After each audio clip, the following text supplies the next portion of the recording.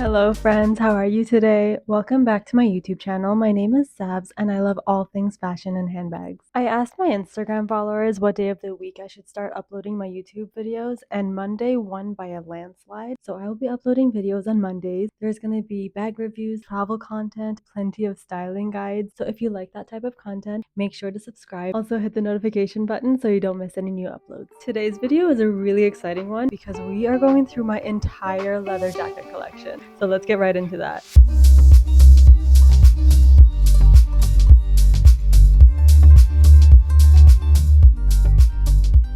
This is it. This is all of them. My collection, my prized possession. Just kidding.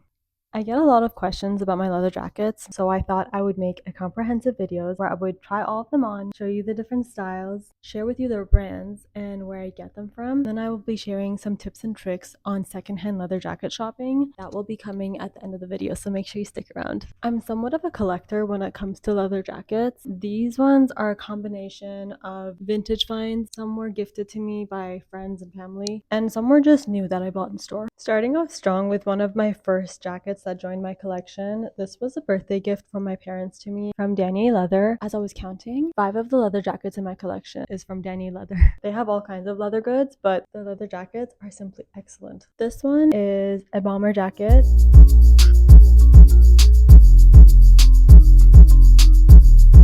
I currently have a love-hate relationship with this jacket simply because I do not know how to properly style it to fit my aesthetic. A crop bomber jacket would go with so many more of my looks. This one is just, it hits me at a bit of an awkward spot. It hits me at below my hip and it comes down quite low. So it makes it a little bit awkward styling wise. I don't know if I should be wearing it with skirts or pants. I'm not really sure, but I will not be getting rid of this jacket because it has a lot of sentimental value, and I sort of like keeping some items that are a bit of a styling challenge. I will keep working on styling this one until I find a look that I really like, but I'm also open to recommendations. If anyone has any styling tips for this length of a bomber jacket, please let me know. If I'm not getting this wrong, this was the second leather jacket that joined my collection. It was another birthday gift or Christmas gift from my parents. I don't remember exactly which occasion I got this for. Does anyone else remember like 2014-15 when it was so stylish for wool coats to come with leather sleeves? It was on my wish list for the longest time and I was so happy when my parents got it for me as a present. I still do love it. It's not as trendy as it used to be, but this jacket is also a forever one in my collection because, again, the sentimental value and the thought that my parents put in to purchase it for me as a gift is very special to me. I feel like this jacket definitely doesn't go with what I have on underneath. I mostly like to wear this with darker colors, and whenever I wear this with a neutral outfit, it really pulls the whole look together nicely. This was jacket number 2.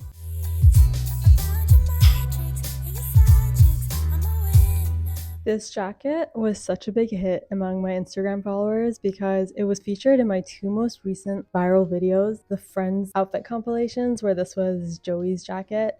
And then I also wore it in my previous reel that went viral, which was like some people collect art, I collect clothes. This jacket, the brand again is Danier Leather. This is, yes, the 3rd Danier jacket.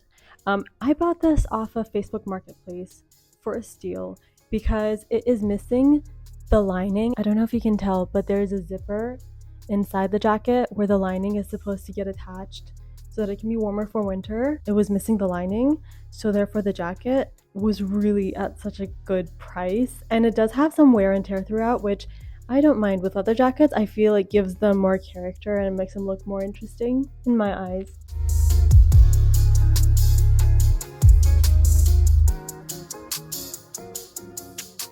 One thing I think everyone should keep in mind is that Danier leather jackets, they have vanity sizing. I am not exaggerating. Like, this very oversized jacket is a size small. My previous 2 jackets that my parents bought new from Danier that, fit me like a glove. It completely fit my shoulder width and my arms and everything. Both of the first jackets were double extra small. So you really have to be quite careful when buying these secondhand. You can't just assume, okay, you usually wear a size small and therefore in a Danier leather jacket you can also find a small. I don't think so. It'll be way oversized.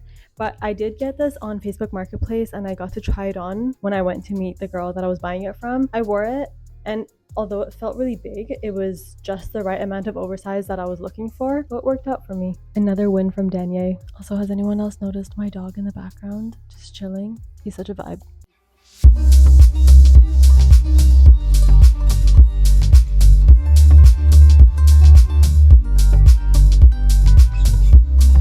This jacket has such a special place in my heart because it was probably my first thrifted leather jacket ever. I was so heavily influenced by the girlies on TikTok who were wearing the nicest distressed leather jackets. I was in awe and I was thinking, okay, this is the reality of thrifting. You can find really cool pieces.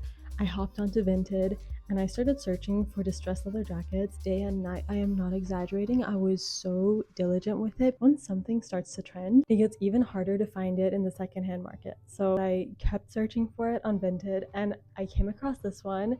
I quickly made the seller an offer. It was a really reasonable offer. I think I asked for like a $5 discount. The seller accepted and shipped it to me right away, and it's just been love ever since. I've loved it so much and I've worn it with so many different looks. It's pretty easy to style. Not sure what the style is called. I think this is just a moto jacket. Unfortunately, I don't know the brand of this one. The tag on the back is completely worn out. I don't know how old it is, but I tried. So many people have asked me where I got it from, and I wish I could tell you the brand. I don't know. The seller didn't include it either. If you follow me on Instagram or TikTok, you know that I loved Vinted so much. I was probably one of their best customers. I was shopping there on a regular basis. I was only buying things from Vinted. I wasn't buying anything new anymore. And so it was such a shock and such a disappointment to me when I heard that they were closing. So if you're one of the lucky people who live in US or in Europe and you still have access to Vinted, I'm so jealous of you, but I also hope you enjoy it because it's a great app.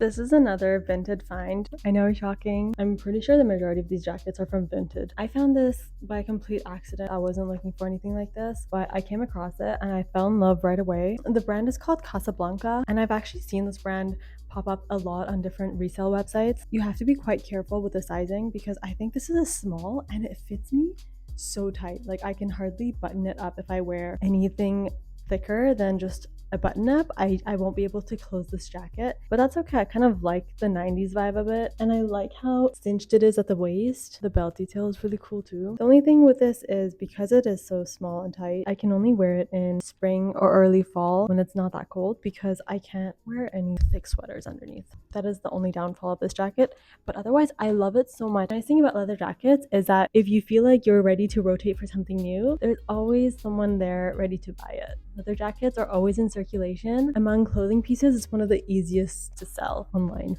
Jacket number 6 is another Danier leather jacket, and this one is a triple extra small. See, I was not exaggerating with the vanity sizing. Danier kind of goes crazy with these, but it fits. It's kind of tight, but it fits.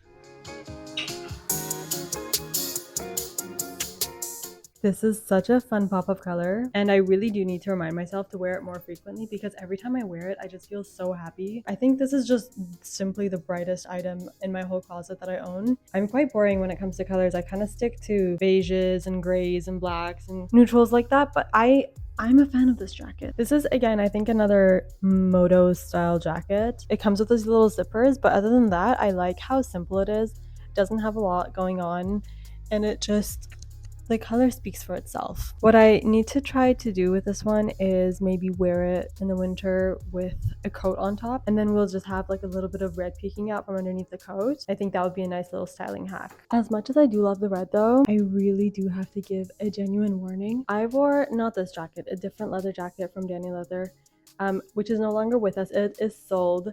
I took it to Korea and I wore it with a lot of different looks and I loved it a lot, but I made the grave mistake of wearing my white Dior saddlebag with my red leather jacket. I don't know what I was thinking. It's not like I didn't know that the leather isn't dyed. There's no such thing as naturally red leather. I don't know where my mind went that I just made the biggest mistake of wearing a white bag on a red leather jacket. This leather jacket even dyes my shirts. Like I've worn white t-shirts where the collar starts to get pink after a while from rubbing against the inside of the collar. At the end of the day, when we were walking around Seoul, I got home and I put my bag down and I was like, why is it pink? Like it was such a shock, and I was so worried that I wouldn't be able to get the color out. Thankfully, I do have leather cleaner, and I've had color transfer on my bags before, and I kind of know how to get it out. But red, that is a tough stain to get out. Just avoid it. Avoid wearing white with your red leather jackets. And that was leather jacket number 6. I think this is my 5th and final jacket from Danier. This was another Vinted find. I forgot to mention that red one, also a Vinted find. This one, I fell in love with it because I have always loved having a bit of a Western element in my outfits. The studs on the jacket, the collar, the sleeve has it too. I really was a fan, and I didn't find it over the top like some other leather jackets. I do really love suede jackets. I tend to stay away from them because the ones that I see in the secondhand market usually have a lot of stains on them. But this one was not the case. I love this one so much. So something to note about suede is that it does show color transfer a lot more easily. If you ever have hand cream, makeup, darker clothes that this will rub against, it'll just show so obviously. This one does come with a little bit of color transfer on the sleeves especially, but it doesn't really bother me because first of all, the price was so good. I would not be able to find a suede jacket firsthand even close to the price that I got this one for. So to me, it's worth it. You really have to try to set your expectations correctly when buying leather jackets secondhand, and you have to ask the right questions, but I will get into that a little bit later in the video. The type of questions I ask, what brands I look for, and what conditions I'm willing to buy jackets in. This is another moto jacket that I bought from Zara back in I think 2017 or 16. They still had more genuine leather jackets in stores back then, but right now I don't think they sell real leather anymore. I realized quite late into my videos that my mic had died like before I even finished the jacket, so we're refilming the last 3 jackets. Love that for me.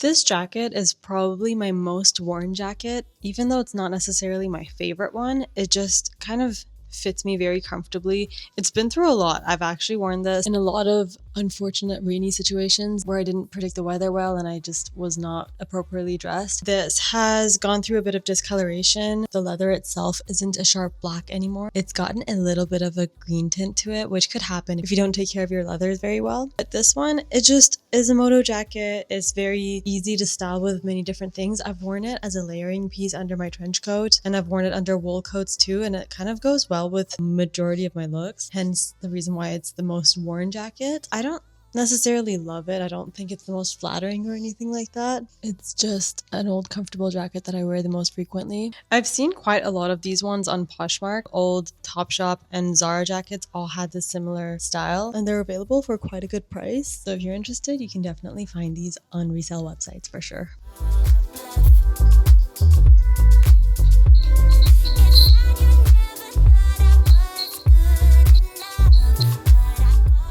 This is the newest jacket to join my collection. It was my last Vinted find. Right before they closed down, I found this jacket, immediately made an offer and purchased it, and I was very happy with it. This one is nice and heavy, and I have really good ideas about how I'm going to style it. I haven't gotten to wear it a whole lot yet because I got it in December. It was very cold. And leather jackets, you can't really wear them in the coldest season, so I'm just waiting for spring to wear it with so many different looks. I'm very excited for this one. The only thing that I have to note about this one is,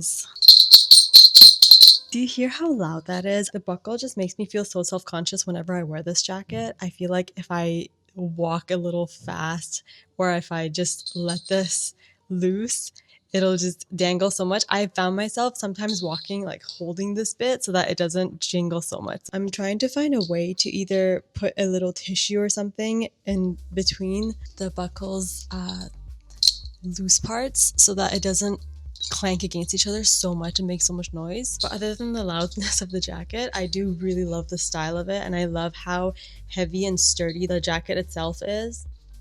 The brand is Aldo, and I don't know if it was just me, but I really thought Aldo was just the shoe store. But I've come across a lot of vintage Aldo leather jackets online. I don't know if it's the same company that sells the shoes now or if it was a different company, but the logo definitely looks quite different. But yeah, who knew? Aldo has good vintage leather jackets. Keep a lookout for these ones on Etsy and Poshmark and any other resale websites.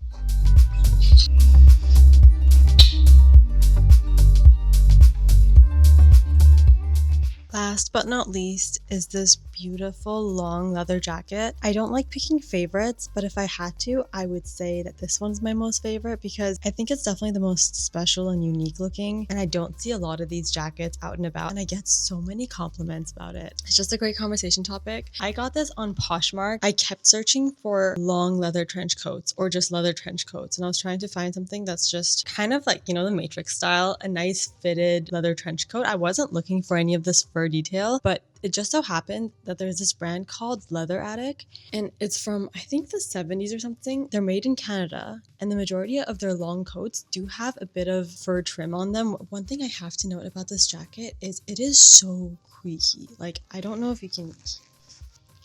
I'm trying to make noise, but the leather, I feel like it's this kind of stiff leather because it does need to keep an A-line shape while you're wearing it. If it's a soft lamb leather, it would just kind of fall too softly. But this one does keep a nice rigid structure on its own. The other day I was just sitting in the car between two other people and everyone was noting that they could hear my jacket as I was like trying to apply hand cream on the back of my hand. But yeah, it's just a really nice coat. If you ever want coats like this, definitely look for Leather Attic. It is such a good find. Now let's get into the tips and tricks that I always use when buying secondhand leather jackets. These are things that I wrote down that I basically always do when I'm looking at things online, but they're kind of also helpful for if you're buying secondhand leather jackets in person. So first things first, when you're looking up things online, the keywords are so important. You want to definitely include a style. So if you're looking for crop jackets, a leather blazer, moto jackets, trench coats, you want to be including those keywords. The other thing is if you want a leather jacket that looks like it's been worn by a biker for years, you want to make sure that you include words like distressed leather jacket, worn leather jacket. Also, colors are so important. If you want to have a neutral one, then you want to search beige and brown. There's so many different categories of leather jackets. If you want something like suede, lambskin, narrow it down as much as possible if you have more criteria that you want to find. The second thing is brand. If you know of leather jacket brands that you've already had good luck with in the past, you want to keep searching for those ones. So for me, that would be Danier, Aldo, Leather Attic, Wilson's Leather has really high quality leather, Jones New York has really good leather jackets, and so does